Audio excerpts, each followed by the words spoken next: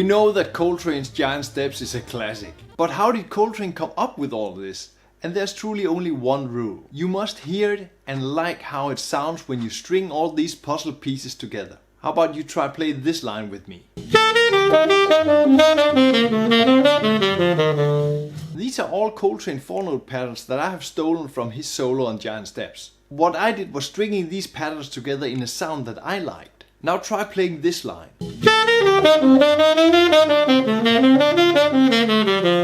And here I'm doing exactly the same. Taking a bunch of these 4-note patterns, putting them together and finding a sound that I like to listen to. And now you have jazz lines. So let's try to demystify this. It's not fast, it's not difficult. Stringing patterns together and adding them into your solo is not about learning 1,000 patterns, because we can't remember 1,000 patterns. It's really about how you string the patterns together you have.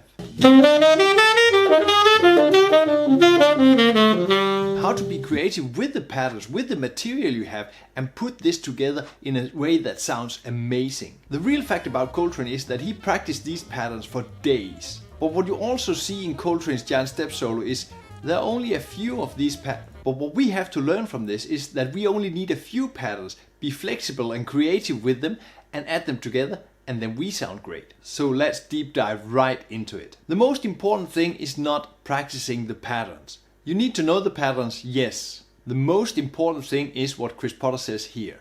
You just have to know where to put it and know how to resolve it. You need to know where to put the patterns that you practice, where to put them into your music. When we look at the most common pattern, the 1, 2, 3, 5 pattern, we can play it up on all the steps of the scale. And obviously we can add the basic form of this pattern to the chords we have in a 2-5-1. This is a very short 2-5-1 though. Basically, it sounds great. And for this, we only need 3 of the patterns in the whole scale. The D pattern, the G pattern and the C pattern. But as we know in most jazz tunes, as we see on Autumn Leaves here, we need longer 2-5-1s. So we have 4 beats of each bar.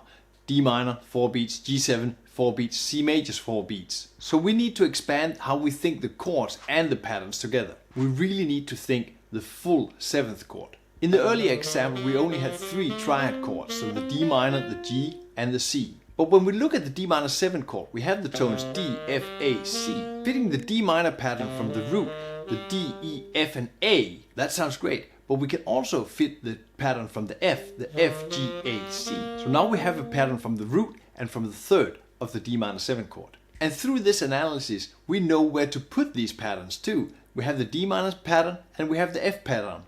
And this is why this exercise is important to practice, because we need all these patterns to put difference into our playing. We need all the options possible. Starting a 2-5-1 line can look like this on the D minor. Then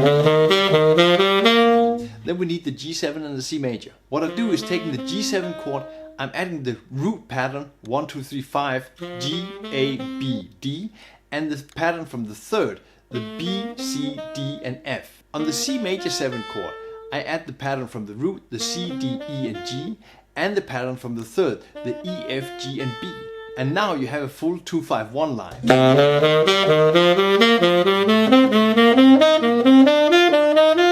When using patterns, because there's a but, when we are using these patterns, we really need to listen a lot. We need to engage our ears. You need to be critical in what you're playing, because playing the patterns is quite easy and just putting them into it and say, hey, this is nice, this fits. But you need to be critical with the sound you want to play. You do not want to sound like an exercise. I'm trying to use them as food, but not to sound like a solo, not to sound like an exercise. Like if I were playing the blues and all this other language.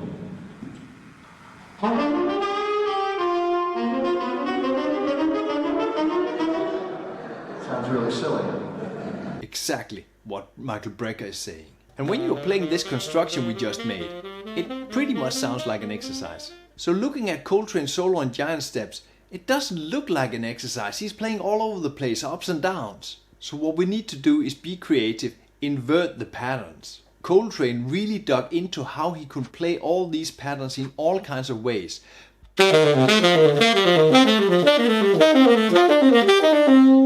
But let's make it easy for ourselves. Just play the patterns descending. And remember, when you have trained some of these lines, put them into your playing immediately.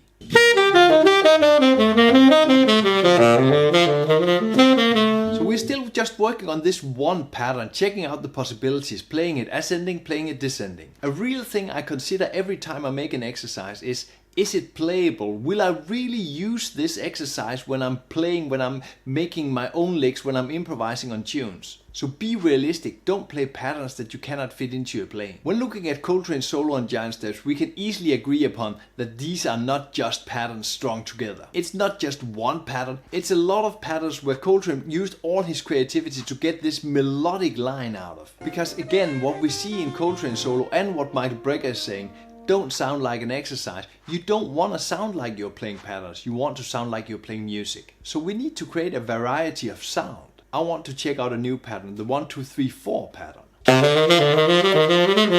1, 2, 3, 4 pattern is a great approach into a target note. And the 1, 2, 3, 4 pattern is great at connecting one part of a lick to another part of the lick. So let me give you an example here.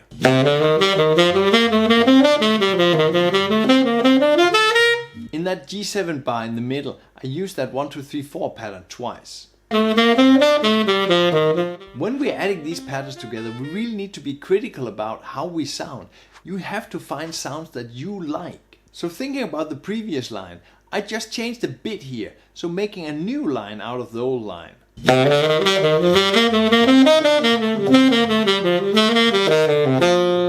This is me being critical about, hey, I like this part and I didn't like this part. Just make new lines, see what fits you. So what does go where? We basically know where to put these patterns because we have the chords and we have the matching patterns, kind of. But what I used a lot of time on matching these patterns was listening to the Coltrane solo, analyzing his patterns and finding out how does this mix. And then I picked out a few patterns and found out, hey, I can use these patterns like this, imitating the sound.